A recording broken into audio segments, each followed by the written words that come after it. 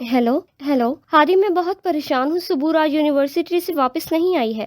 उसे पेपर देकर 11 बजे तक आ जाना चाहिए था, लेकिन अब 1 बज रहा है और उसका फ़ोन भी बंद जा रहा है। नीलम की बात ने जैसे मेरे औसान खता कर दिए। तुम फ़ोन बंद करो, मैं देखता हूँ। मैंने उसके फ़ोन बंद होते ही जल्दी से सुबूर का नंबर मिलाया, लेकिन दूसरी तरफ फ़ोन बंद था। मैं हड़बड़ाकर उठा और भागकर अपने कमरे में पहुंचा। मैं इस वक्त नाइट ट्राउज़र और टी शर्ट के साथ चप्पल पहने हुए था और अपनी हालत से यकसर बेखबर में चंद सेकंड के बाद मोटरसाइकिल पर सवार सड़क पर था। यूनिवर्सिटी के आधे घंटे का सफ़र मैंने 15 मिनट में तय किया। दिल बार बार ये दुआ मांग रहा था कि सुबूर किसी इजाफी काम के लिए यूनिवर्सिटी में ही हो। मंगनी के बाद से एहतियातन मैं उससे मिलने यूनिवर्सिटी नहीं आता था, और आज 3 दिन बाद मैं उसे खोजने के लिए यूनिवर्सिटी में घूम रहा था। वो कहते हैं ना, बाज़ औक़ात आपकी बहुत सी दुआओं के बावजूद आपका डर सच साबित हो जाता है तो दुनिया लरस जाती है। मेरे साथ भी ऐसा ही कुछ हुआ। सुबूर यूनिवर्सिटी में नहीं थी, और इसके हम जमात की मालूमात के मुताबिक वो तो सुबह 10:30 बजे पेपर देने के बाद यहाँ से जा चुकी थी। नीलम मेरे साथ मुसलसल राब्ते में थी। सुबूर अभी तक घर नहीं पहुंची थी। उसकी खोज लगाते लगाते अब 3 बज रहे थे। मैंने घर फ़ोन लगाया और अम्मा से अब्बा के बारे में दरियाफ्त किया, लेकिन वो भी अभी तक घर नहीं आए थे। मेरा वहम मुझे झंझोड़ने लगा। मैंने मोटरसाइकिल को किक लगाई और हमदानी विलास की तरफ चल पड़ा। वही हुलिया था, पतली पुरानी सी टी शर्ट, खुसा हुआ ट्राउज़र, पाँव में चप्पल और बिखरे बाल में इस हुलिये में पूरे आधे घंटे के बाद हमदानी विलास में था। मेरे लिए मेन गेट फ़ौरन खोल दिया गया। पोर्च में अपनी फटफटी नुमा मोटरसाइकिल खड़ी करने के बाद मैं तेज़ तेज़ कदमों से अंदरूनी दरवाजे की तरफ बढ़ा था, जब सेठ हमदानी के गुंडे ने बत्तीसी निकाले मुझे मुखातिब किया। दामाद जी, आप खैरियत? इस तरह के ये गार्ड्स और गुंडे हमदानी विलास में मंडलाते हुए नजर आना मामूल की बात थी, लेकिन उसके मुंह से निकले अल्फाज बिल्कुल गैर मामूली थे। मैं ठिठक कर रुका। मेरे अब्बा कहाँ हैं? मैंने उसकी बतीसी को नज़रअंदाज करते हुए दांत पर दांत जमाए गुस्से से सवाल किया। आपके अब्बा उधर ऑफिस की तरफ शादी की तैयारियों में मसरूफ़ हैं। उसने कमीनगी से आंख का कोना दबाया ऐसे कहा कि मेरे पूरे वजूद में चिमटियां रेंग गईं। मैं इस तरह पेशानी पर तेवरी चढ़ाया ऑफिस तक पहुंचा, लेकिन इससे पहले कि अंदर दाखिल होता, बाहर खड़े गार्ड ने मुझे दाएं बाएं से थाम लिया और इनमें से एक ने मेरे कंधे पर दबाव डालते हुए कहा, रुकिए रुकिए दामाद जी, हर दफ़ा एक ही हरबा कारआमद साबित नहीं होता। अंदर बहुत अहम मीटिंग चल रही है। मैंने घूर कर उसकी तरफ देखा। वो मानी खेज अंदाज में मुस्कुरा रहा था। मेरे अब्बा को बाहर बुलाओ, मैंने रोब से कहा। वो शादी की तैयारियों में मसरूफ़ है। दरअसल काम बहुत है और वक्त बहुत कम, वो मानी खेज लहजे में जता रहा था। मैंने भवें सुकेड़ी। मतलब क्या है तुम्हारा? मतलब ये कि शाम 9 बजे आयत बीबी के साथ आपकी शादी है। आसमान पर बिजली कड़की थी। शायद 2 सेकंड के शौक के बाद मैंने मौके से फ़ायदा उठाते हुए पूरी कुव्वत लगाकर 2 गार्ड से झटके में बाजू छुड़वाया और भागता हुआ दरवाजे के अंदर बढ़ा। धाड़ से दरवाज़ा खोला और अंदर दाखिल हो गया। सामने अब्बा पुरसुकून अंदाज में मुस्कुराते हुए सोफे पर बराजमान थे, और एक औरत नुमा मर्द टाइप का आदमी एक क्रीम रंग की मर्दाना शेरवानी हाथ में थामे खड़ा अब्बा को दिखा रहा था। दूसरे सोफे पर सेठ हमदानी बैठा था, जिसके चेहरे पर वही रोबो जलाल था। सबने एक साथ गर्दन घुमाकर मेरी तरफ देखा। अरे हादी बेटा, आओ आओ, ये देखो सेठ साहब ने तुम्हारे लिए क्या ज़बरदस्त शेरवानी बनवाई है। मैं अब्बा को नज़रअंदाज करता सेठ साहब के पास पहुंचा, और ना जाने इस वक्त मुझ में कहाँ से हिम्मत आई कि मैंने उसके गिरेबान को थाम लिया। सुबूर कहाँ है? मैं आंखें निकालते हुए उसके चेहरे पर गर्राया। मैं इतना ही कह सका कि 2 सेकंड के अंदर हमदानी के गुंडे मुझ पर झपटे और मुझे अलग किया। अब्बा सटपटाकर अपनी जगह से उठ खड़े हुए। सेठ हमदानी ने बड़े अंदाज में अपने कॉलर को दुरुस्त किया और फिर मुस्कुराए और मेरी तरफ देखा। लगता है दामाद जी अभी सोए हुए उठ कर आए हैं, इसलिए हवासों में नहीं है। जाओ इनको ताज़ा दम करो, कुछ खिलाओ पिलाओ। उसने गुंडों को हुक्म जारी किया और फिर इसी तरह मुस्कुराते हुए अब्बा की तरफ देखा। अरे आप क्यों खड़े हैं जावेद साहब, बैठिए, अभी तो कुछ और इंतजामात दिखाने हैं। आपका भी जोड़ा तैयार करवाया है। अब्बा अब भी उलझे से मेरी तरफ देख रहे थे, और इससे पहले कि मैं चीखता 3 गुंडे मुझे ज़बरदस्ती घसीटते हुए कमरे से बाहर ले आए। छोड़ो मुझे, छोड़ो। मैं अपने बाजुओं को छुड़वाने की नाकाम कोशिश कर रहा था, लेकिन वो किसी सूरत मुमकिन नहीं था। वो इतने मजबूत और डेल डोल के थे कि मैं उनके सामने किसी मरियल चूहे जैसा लग रहा था। ऑफिस के बाहर बनी लंबी राहदारी में लाकर उन्होंने मुझे एक झटके से छोड़ा। मैं हिल कर रह गया, जबकि वो दोनों अब मूंछों को ताव देते हंस रहे थे। क्या बदतमीजी है ये, مجھے اندر جانا ہے۔ میں آگے بڑھا تو انہوں نے مجھے پھر روک دیا۔ میں ابھی ان سے گتھم گتھا ہی تھا کہ جب سیٹھ ہمدانی کی آواز سنائی دی، چھوڑو اسے۔ دونوں آدمی ایک سیکنڈ سے پہلے رک کر پیچھے ہٹے تھے اور اب سیٹھ ہمدانی پیچھے ہاتھ باندھے میرے سامنے کھڑا تھا۔ اسی گتھم گتھی میں میرے ہونٹ کے پاس ایک کٹ لگ گیا تھا جس میں سے اب خون رس رہا تھا۔ شرٹ کا گلا ایک طرف کو ڈھلک گیا تھا، آنکھیں سرخ تھیں اور بال مزید بکھر گئے۔ سیٹھ ہمدانی نے مجھے بغور دیکھا اور پھر اپنا ہاتھ میرے گال پر رکھ کر انگوٹھے سے ہونٹوں کے پاس رستے خون کو صاف کرتے ہوئے کہا، سیٹھ ہمدانی صرف ایک دفعہ خبردار کرتا ہے، دوسری دفعہ صرف سزا دیتا ہے۔ یاد رکھو، تم آیت کے لیے ہی بنے ہو اور اس دنیا میں تو میں تمہیں کسی اور کا نہیں ہونے دوں گا۔ آج رات کو نکاح ہے، تیار ہو جاؤ۔ اس نے مسکراتے ہوئے میرا گال تھپ تھپایا اور پھر ایک آدمی کو آنکھوں سے اشارہ کیا۔ صبور کہاں ہے؟ میں چیخا، لیکن سیٹھ ہمدانی انسنی کرتا واپس جا رہا تھا اور پاس کھڑے دونوں آدمیوں نے مجھے تھام رکھا تھا۔ صبور کہاں ہے؟ میں مسلسل چیخ رہا تھا جب ان میں سے ایک نے مجھے جھنجھوڑ کر سیدھا کیا اور پھر میری طرف ہاتھ بڑھایا اور اس کی انگلیوں میں جکڑی انگوٹھی دیکھ کر میرے پاؤں تلے سے زمین کھسک گئی۔ یہ وہی انگوٹھی تھی جو 3 دن پہلے میں نے صبور کو پہنائی تھی۔ میں نے خوف سے پھٹی آنکھیں اوپر اٹھائیں۔ لاش کو جلا کر دفنا دیا ہے، یہ ثبوت ہے تمہارے لیے۔ وہ مجھے اپنا موبائل میری آنکھوں کے سامنے کی کچھ تصاویر دکھا رہا تھا۔ صبور کا پوری طرح جلا ہوا وجود تھا۔ مختلف تصویریں تھیں جن میں سے ایک میں اس کی انگلی میں پہنی انگوٹھی واضح تھی۔ میری ٹانگوں میں جان نہیں رہی۔ پل بھر میں میری آنکھوں کے آگے اندھیرا چھایا اور میں دھڑام سے زمین بوس ہوا۔ میں شام 4 بجے ہمدانی ولاس پہنچی تھی اور آتی ہی میرے لیے ایک بہت بڑا سرپرائز تھا، اور اب مجھے سمجھ آیا کہ نانا ابھی مجھے نانوں کے ساتھ لانے کا کیوں کہہ رہے تھے۔ پورے ولاس میں میری اور ہادی کی شادی کی تیاریاں عروج پر تھیں۔ نانا ابھی یہ کس طرح کا مذاق ہے؟ میں نے حیرت سے ہنستے ہوئے پوچھا۔ مجھے اب بھی یقین نہیں آ رہا تھا کہ رات کو میری شادی ہے۔ یہ مذاق نہیں ہے لاڈی، بتایا تو تھا کہ ہادی کو شادی کی بہت جلدی ہے۔ میں حیرت سے ہنستے ہوئے شرما گئی اور ان کے سینے سے جا لگی۔ اچھا، تو یہ وجہ تھی جس کے لیے آپ نانوں کو لانے کے لیے بضد تھے؟ جی بالکل، اور اب تم بھی تیاری پکڑو، لاہور کے بہت اچھے پارلر سے وقت لیا ہے۔ لڑکیاں کچھ دیر میں ہی ولاس پہنچ رہی ہیں، تم ان کے آنے سے پہلے فریش ہو جاؤ۔ اف، میں حیران رہ گئی۔ میں نے حیرت سے ان کی طرف دیکھا۔ نانا ابھی، you are great, I can't believe کہ آپ نے اتنا سب کر رکھا ہے۔ ارے یہ تو کچھ نہیں، کچھ دیر میں ہادی کی پوری فیملی گیسٹ ہاؤس پہنچ رہی ہے۔ میں نے ہنستے ہوئے ان کے سینے پر سر رکھا ہی تھا کہ عقب سے آواز سنائی دی، سیٹھ صاحب، وہ داماد جی بے ہوش ہو گئے ہیں۔ میں اور نانا ابھی ایک ساتھ پریشان ہو کر پلٹے۔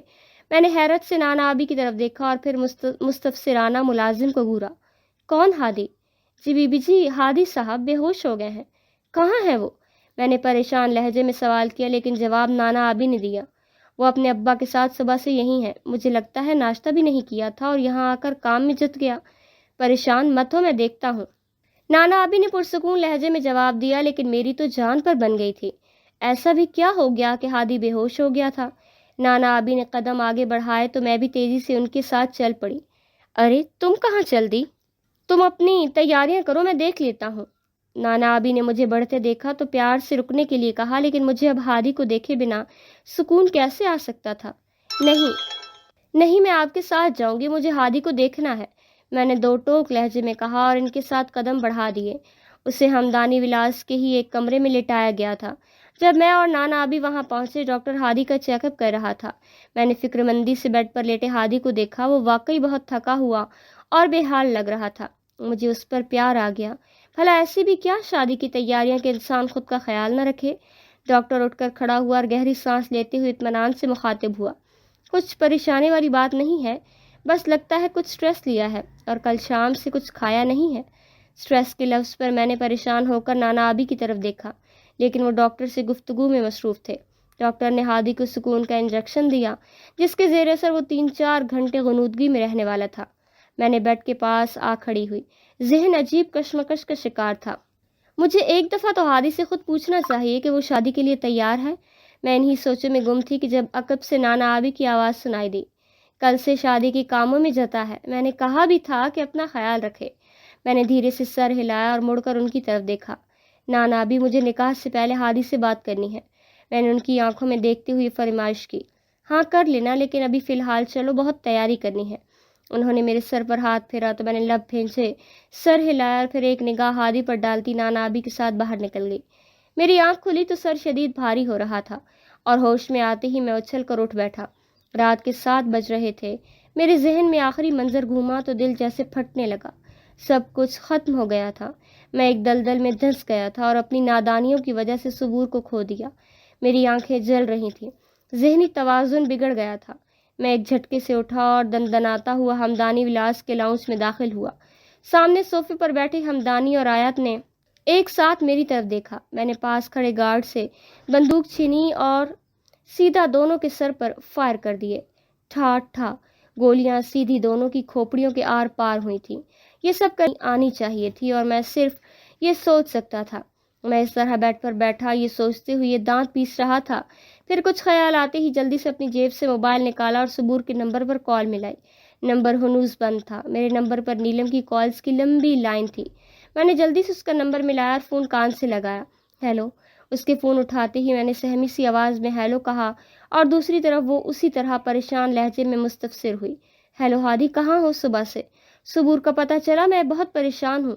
اس کی بات پر جیسے میں کانپ گیا۔ حقیقت بدل نہیں سکتی تھی۔ میری آنکھیں آنسوؤں سے بھر گئیں۔ اسے کچھ بھی بتانے کی ہمت کہاں سے لاتا؟ کیسے بتاتا کہ میں نے سب کچھ اپنے ہاتھوں سے ختم کر دیا ہے؟ وہ ہیلو ہیلو کرتی تھی اور اس سے پہلے کہ میں کچھ کہتا سیٹھ ہمدانی اپنے گارڈ سمیت کمرے میں داخل ہوا۔ میں نے خونخوار نگاہوں سے اسے گھورا۔ وہ قدم قدم میری طرف بڑھتے ہوئے بول رہا تھا، ایسے مت دیکھو، تمہارے پاس کوئی ثبوت نہیں ہے کہ اس لڑکی کو ہم نے مارا ہے۔ ساری زندگی بھی لگا دو تو میرا کچھ نہیں بگاڑ سکتے، اور اگر بگاڑ بھی لیا تو تم اور تمہاری پوری فیملی ساری زندگی اس کا خمیازہ بھگتے گی۔ وہ روب سے کہتا میرے پاس آ کھڑا ہوا اور اپنے دونوں ہاتھوں میں میرے چہرے کو دبوچ لیا۔ تم شاید بھول رہے ہو کہ تمہاری جان میں نے آیت کے کہنے پر بخشی تھی۔ میرا نہیں خیال کہ اب تم مزید کوئی بیوقوفی کرو گے۔ میں نے پوری قوت سے اس کے ہاتھ کو جھٹکا اور اٹھ کھڑا ہوا۔ اسی لمحے کمرے کا دروازہ کھلا اور آیت کے ساتھ میرے سب گھر والے کمرے میں داخل ہوئے۔ ابا، اماں، اقصیٰ، اقرا، علی، چچا، چچی اور روحا سب میرے سامنے کھڑے تھے۔ آیت نے مجھے یوں غصے میں بھرے دیکھا تو تشویش سے نگاہیں سکیڑے قریب آ گئی۔ وہ اور تمام لوگ حیرت سے مجھے دیکھ رہے تھے۔ ہادی، تم مجھ سے شادی کرنا چاہتے ہو؟ وہ سپاٹ لہجے میں پوچھ رہی تھی۔ سب لوگ اب میری طرف دیکھ رہے تھے۔ بولو ہادی، کیا تم راضی ہو؟ میں نے اسے خونخوار نگاہوں سے گھورا۔ میری زندگی تباہ کر کے سب کچھ ختم کر کے اب وہ مجھ سے میری مرضی پوچھ رہی تھی۔ میرا سب کچھ تو لٹ چکا تھا، لیکن اب میں اتنی آسانی سے اسے نہیں بخشنے والا تھا کہ میں یہاں شادی سے انکار کر دیتا اور پھر انصاف کے لیے جوتیاں چٹکاتا پھرتا۔ طاقتور لوگوں کو ختم کرنے کے صرف 2 ہی طریقے ہوتے ہیں، پہلا ان کی طرح طاقتور بن جاؤ اور دوسرا ان کی جڑوں میں گھس کر ان کی جڑیں کاٹ دو، اور میں نے دوسرے طریقے کا انتخاب کیا کیونکہ میرے پاس اس کے سوا کوئی چارہ نہیں تھا۔ سب جواب کے انتظار میں مجھ پر نگاہیں ٹکائے کھڑے تھے۔ میں نے سرخ جلتی آنکھیں آیت کے شفاف آنکھوں میں گاڑیں اور سپاٹ لہجے میں کہا، ہاں میں شادی کروں گا۔ اس کی آنکھیں میرے جواب سے چمک اٹھیں اور ساتھ ہی ساتھ باقی سب نفوس کے چہرے بھی کھل اٹھے۔ ایک میں تھا جس کے من اور آنکھوں کی جوت بجھ چکی تھی، وہ اب مسکرا رہی تھی، وہی گہری مسکراہٹ اور وہی گالوں کے گڑھے۔ میں نے اپنی مٹھیاں سختی سے بھینچ لیں جو اسے جھنجھوڑ دینا چاہتی تھی۔ اس سے پوچھنا چاہتی تھی کہ کیا پوری دنیا میں اسے میں ہی ملا تھا؟ کیوں میری زندگی برباد کر دی تھی؟ بس ایک سوال، اور ہادی صرف میرے دل کی تسلی کے لیے۔ وہ کھنکتے لہجے میں کہہ رہی تھی۔ میں نے سلگتی نگاہیں اس کی چمکتی آنکھوں میں گاڑ دیں۔ کیا اسے میری آنکھوں میں رینگتے سرخ ڈورے نظر نہیں آ رہے تھے، یا وہ جان بوجھ کر ان سے لاپرواہی برت رہی تھی؟ وہ اب ایک انداز سے میری آنکھوں میں جھانکتے ہوئی مستفسر ہوئی، تمہاری زندگی میں کوئی اور ہے؟ مجھے ایسا لگا جیسے اس نے میرا دل دبوچ لیا ہو۔ اس کی مسکراہٹ مجھے میرے زخموں پر برستا نمک لگ رہی تھی۔ میں نے اپنے آنسو ضبط کیے اور نفی میں سر ہلا دیا۔ وہ شرما گئی یا پھر شرمانے کی خوب اداکاری کی، لیکن اب سب ہنستے ہوئے کمرے میں داخل ہو گئے تھے، اور میرے گھر والے یوں آ کر اس کے گلے لگ رہے تھے کہ جیسے اس نے کوئی معرکہ سر کر لیا ہو۔ ان سب میں اگر کوئی مجھے دیکھ رہا تھا تو وہ تھا سیٹھ تاج ہمدانی۔ میری سلگتی نگاہیں اس کے نگاہوں سے جا ملیں، جہاں طاقت کا زوم اور دولت کا نشہ تھا، لیکن اب میں بھی سوچ چکا تھا کہ مجھے کیا کرنا ہے۔ کہانی نفرت سے شروع ہوئی تھی اور اب انتقام پر جا پہنچی تھی۔ سرخ رنگ کے بھاری بھرکم لہجے میں دلہن کا روپ دھارے میں آج صرف ہادی کی ہونے جا رہی تھی۔ سبز نگینے والے زیور میرے ماتھے اور گلے میں چمچما رہا تھا۔ بے حد حسین لگ رہی تھیں آپ۔ بے حد حسین لگ رہی ہیں آپ۔ لڑکی نے اپنا سامان سمیٹتے ہوئی داد دی۔ میری گردن میں ہلکا سا خم آیا اور آنکھیں چمکنے لگیں۔ میں نے آبرو اچکائے خود کو ہادی کی نگاہ سے دیکھا تو دل دھڑکنے لگا۔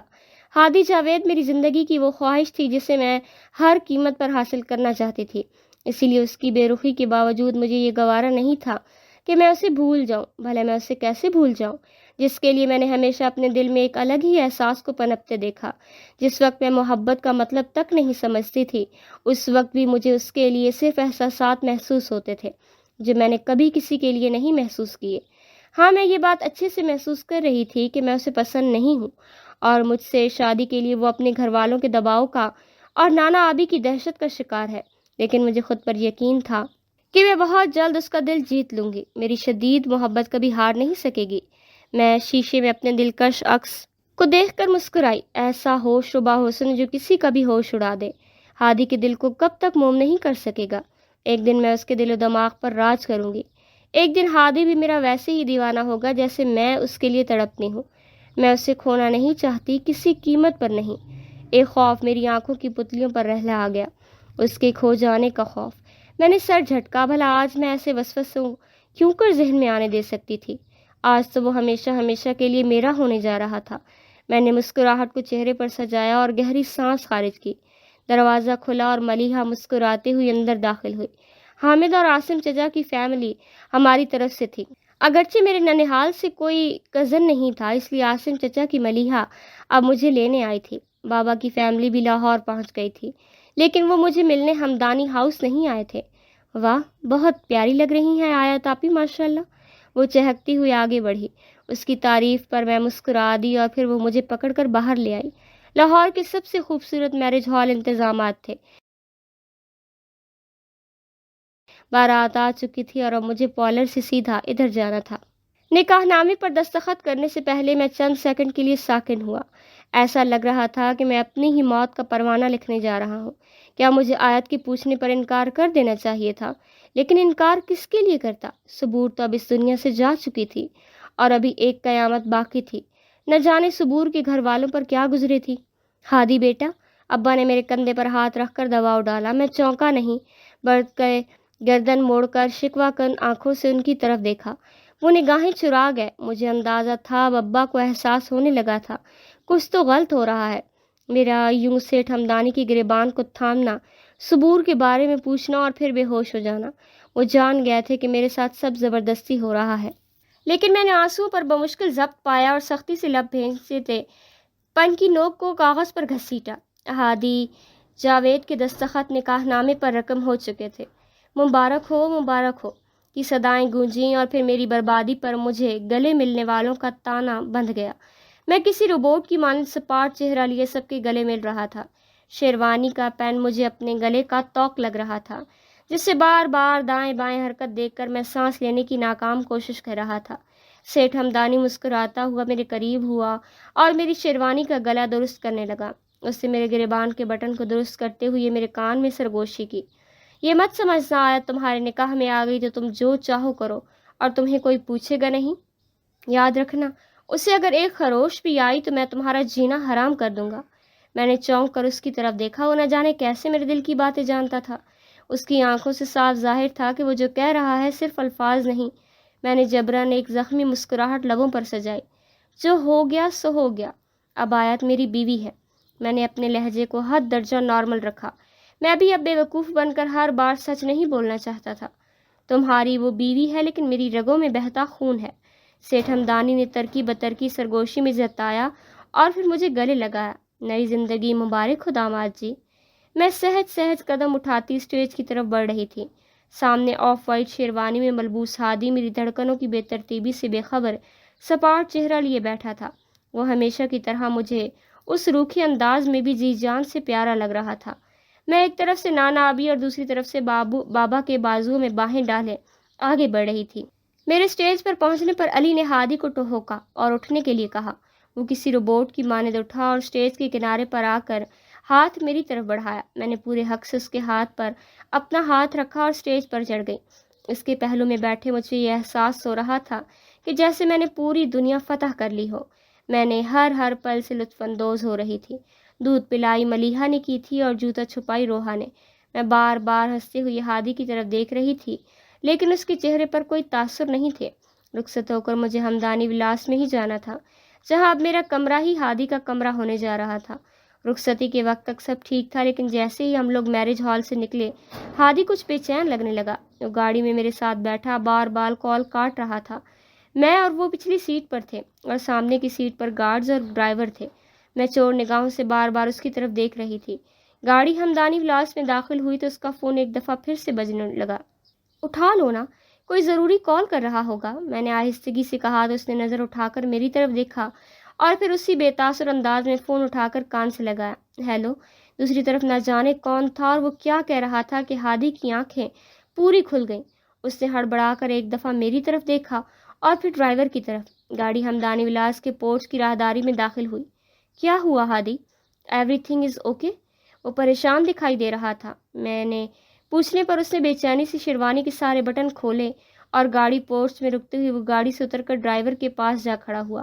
اقصیٰ، اقرا، آنٹی سب لوگ میرے استقبال میں کھڑے تھے۔ وہ میرے ساتھ ہال تک تو ساتھ تھا، لیکن پھر اچانک غائب ہو گیا۔ مجھے کچھ دیر کے بعد اقرا کمرے میں لے آئی اور اب میں بیڈ پر بیٹھی اس کے آنے کا انتظار کر رہی تھی، جو نہ جانے کہاں چلا گیا تھا۔ نیلم کی کال نے مجھے پریشان کر دیا تھا۔ پہلے تو میں یہی سمجھ کر کال کاٹتا رہا کہ وہ یقیناً مجھ سے صبور کے متعلق پوچھنا چاہتی ہوگی، لیکن پھر آیت کے کہنے پر مجھے مجبوراً کال اٹھانی پڑی۔ مبادا اسے شک ہو جاتا، میں نے کال اٹھا کر کان سے لگایا۔ میرے ہیلو کہنے کے ساتھ ہی نیلم پھولی سانسوں سمیت بولی، ہادی جلدی میرے گھر پہنچو، جلدی، تمہارے لیے کچھ ہے۔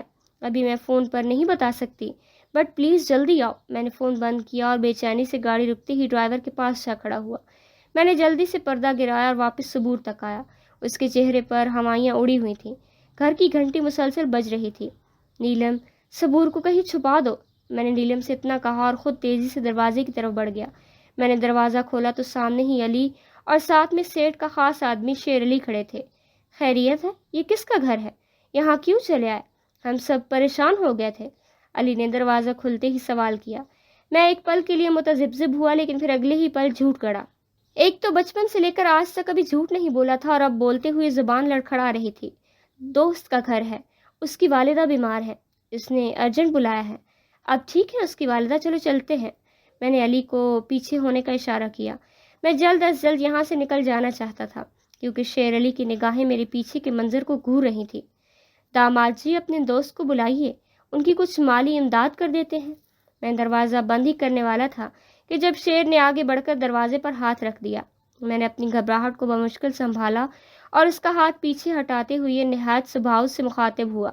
وہ بہت پریشان تھا، ابھی بڑی مشکل سے آنکھ لگی ہے اور اسے کسی مالی امداد کی ضرورت نہیں۔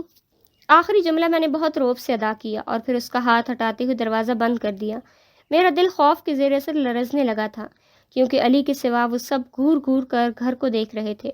علی میری کار میں میرے ساتھ بیٹھ گیا اور باقی سب جس جیپ پر آئے تھے اس میں سوار ہو گئے۔ اب علی ڈرائیونگ سیٹ پر بیٹھا تھا اور میں بار بار پوری ہتھیلی کو اپنے چہرے پر پھیرتا ہوا پسینہ صاف کر رہا تھا۔ رکو، ان کی جیپ کو نکلنے دو پہلے، میں نے علی کو گاڑی پیچھے رکھنے کا کہا اور پھر ہم نے کار جیپ کے پیچھے لگا دی۔ علی نے کنکھیوں سے میری جانب دیکھا اور پھر گلا کھنگارتے ہوئے مستفسر ہوا۔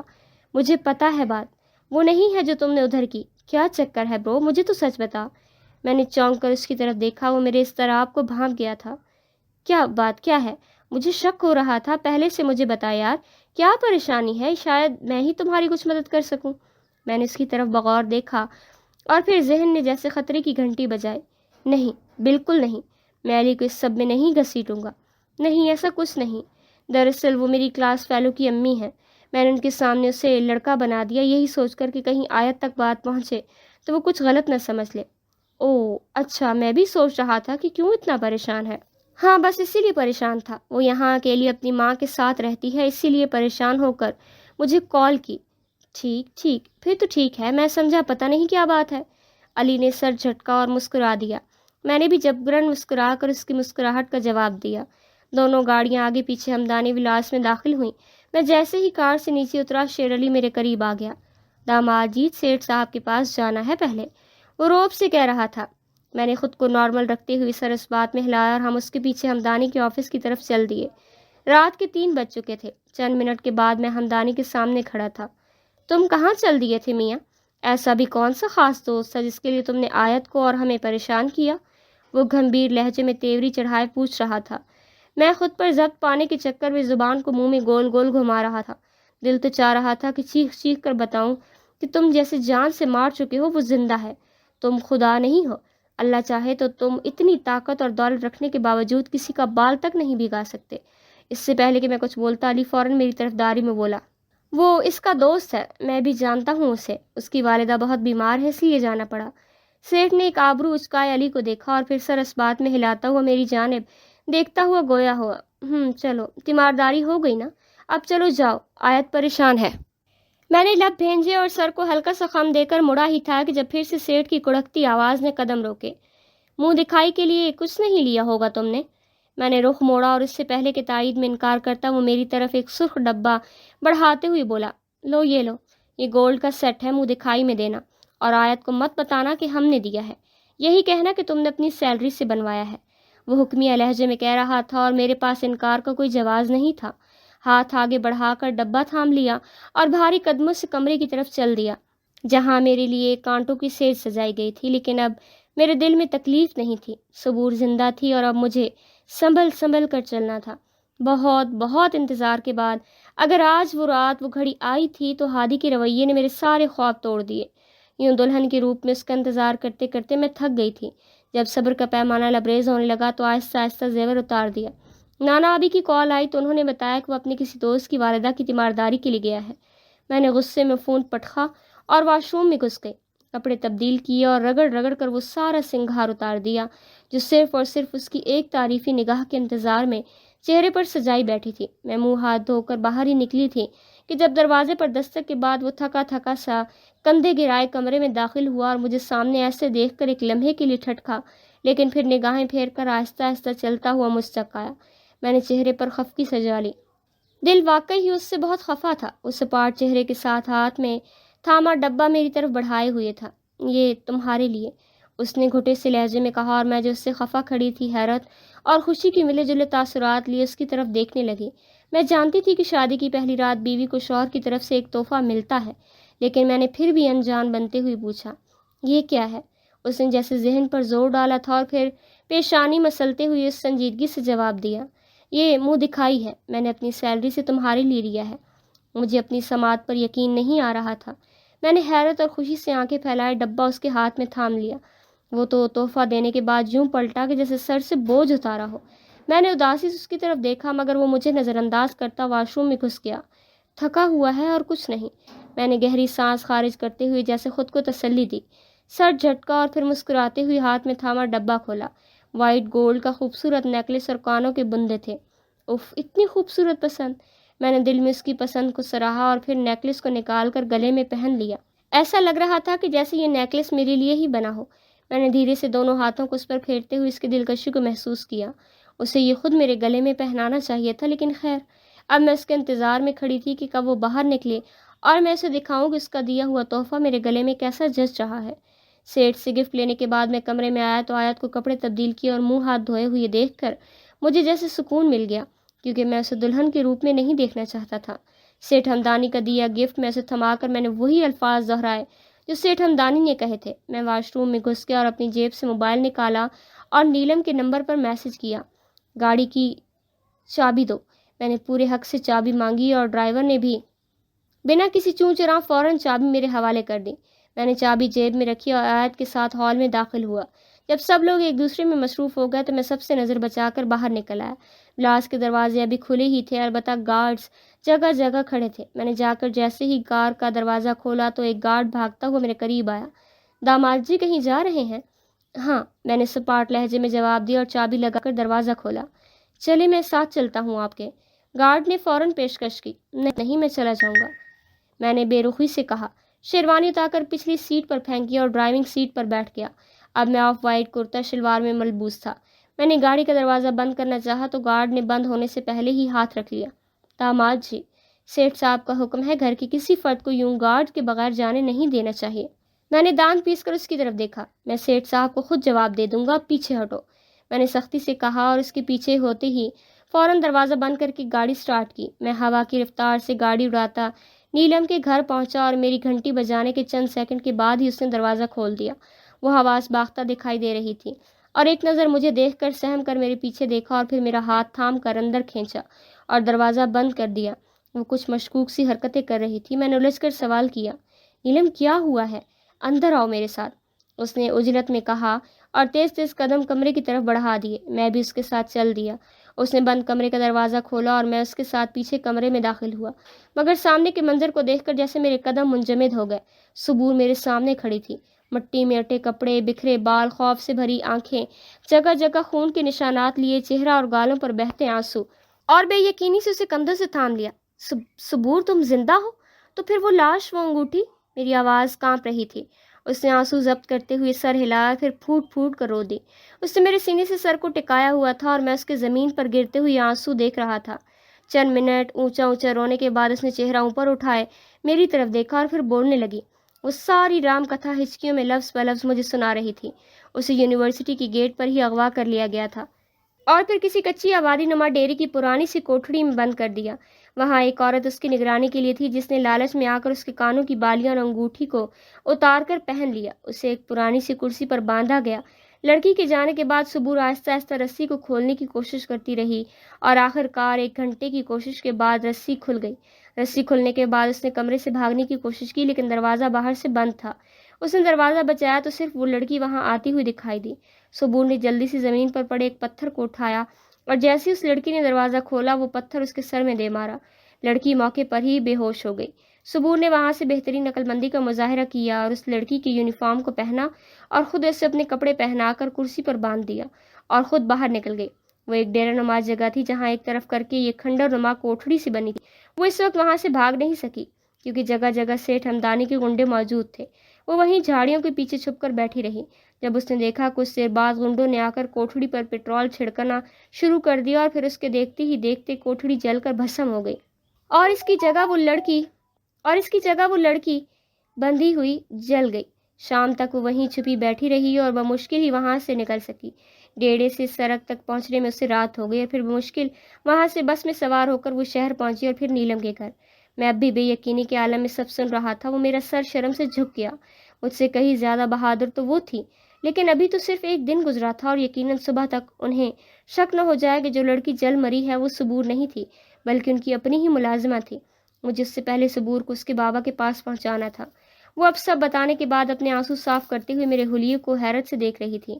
بے شک میں شیروانی اتار چکا تھا لیکن پاؤں میں پہنا خصا اور سلک کا یہ کرتا شلوار اس کی حیرت بجا تھی۔ ہادی تم کہاں سے آ رہے ہو؟ وہ مجھے اوپر سے نیچے دیکھتی ہوئی پیچھے ہوئی۔ میں نے گردن جھکا دی۔ یقیناً اس نے تو یہ توقع کی ہوگی کہ میں اس کے غائب ہو جانے پر بے حال حلیے میں ہوں گا، لیکن میں تو کسی دلہے کی طرح تیار تھا۔ میں نے جھکے سر کے ساتھ مریل آواز میں جواب دیا، میری آیت کے ساتھ شادی ہو گئی ہے۔ سبور نے ایک دم سے اپنے منہ پر ہاتھ رکھے اور سر نفی میں ہلانے لگی۔ میں نے جھٹ سے اسے کندھوں سے تھام لیا۔ میں نے یہ سب انتقام لینے کے لیے کیا، تمہاری موت کا انتقام۔ سبور نے غصے سے میرا ہاتھ جھٹک دیے۔ ایک دم سے گھر کی گھنٹی بجی تو ہم تینوں ایک ساتھ چونک گئے۔ رات کے 2 بج رہے تھے۔ اس وقت یہاں کون ہو سکتا تھا؟ میں نے ہاتھ کے اشارے سے نیلم کو دروازہ کھولنے سے منع کیا اور خود دبے قدموں باہر گلی میں کھلنے والی کھڑکی کا پردہ سرکایا۔ سامنے دیکھتے ہی جیسے میری روح فنا ہو گئی۔ سیٹھ ہمدانی کی گارڈ اور 2 خاص اونڈوں کے ساتھ علی بھی باہر موجود تھا۔ ان میں سے ایک گھنٹی بجا رہا تھا اور باقی سب کار کے ارد گرد گھوم رہے تھے۔ میں نے غصے سے مٹھیاں بھینچ لیں۔ سیٹھ ہمدانی نے ہر گاڑی میں ٹریکر لگا رکھے تھے۔